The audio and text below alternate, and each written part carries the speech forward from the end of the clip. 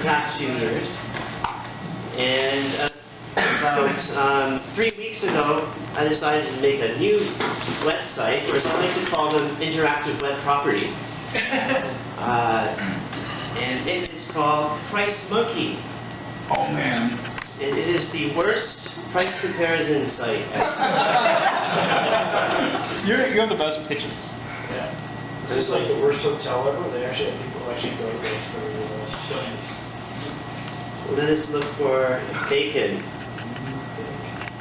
Lots of neat stuff, but nothing there is actually bacon.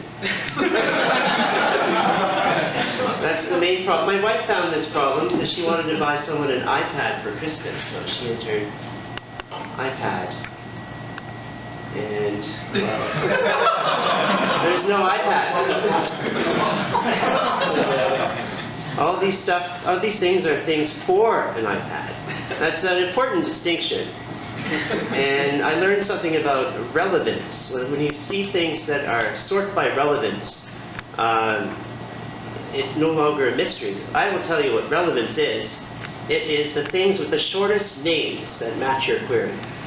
The problem with iPad is that the iPads are usually called Apple iPad, 32 gigabyte with Retina display, silver, stripe, whatever, and the cases are like iPad case.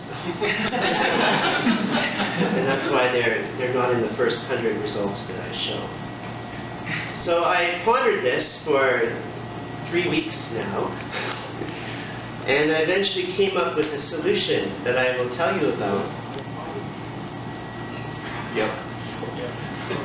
And the solution is called Conditional Random Fields. And I love the name. I didn't invent them. They were invented in 2002. Very recent.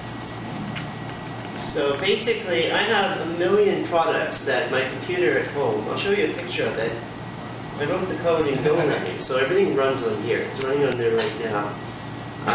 My objective with this website, I think it'll take 3 years until it gets 5 visits a day now. I think I'll get a few hundred by the end of the year. And it's going to grow slowly, so I want to spend no money on it until I can put up an ad and get like $1,000 a month. So until that happens, I got to run it cheaply. So it's running on here. And I can't invest any time. I can't hire mechanical Turkers. I can't go and hire people to go and type out, this is an iPad case. This is a Samsung Galaxy Note case, not a Samsung Galaxy Note. So I got to find a way for the computer to do it.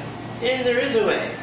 And I will show you. So this is, I think, 1.2 million products in a big file.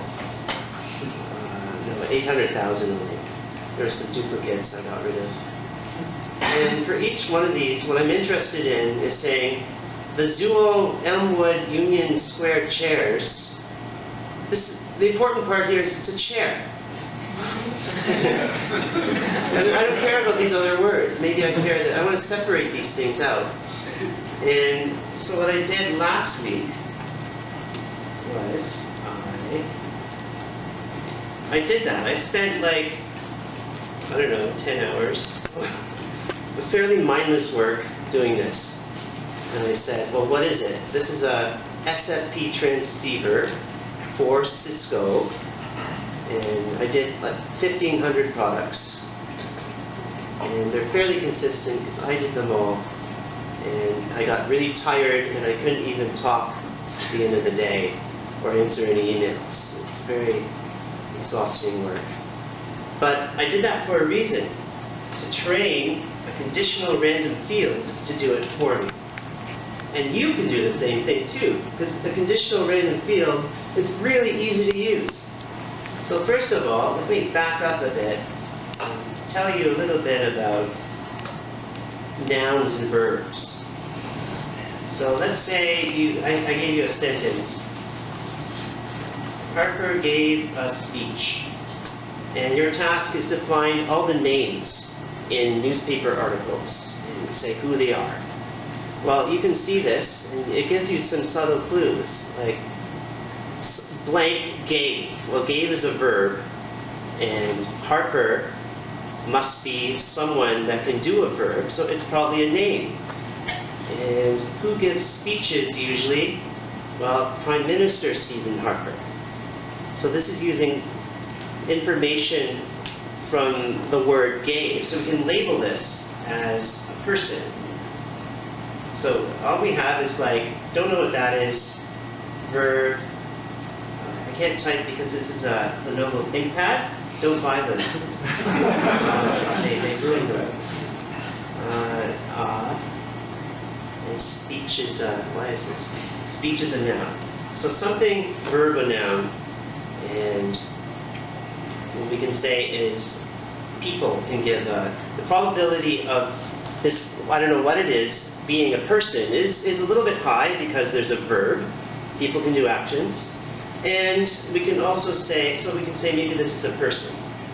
And the probability of Stephen Harper giving a speech is pretty high. So we've used some global information to connect these two parts of the sentence together, and we can identify this as Prime Minister Stephen Harper. Or we probably think it is. It could be anyone named Harper. But it's in a newspaper article, that's probably who it is. That's named entity recognition and how it works.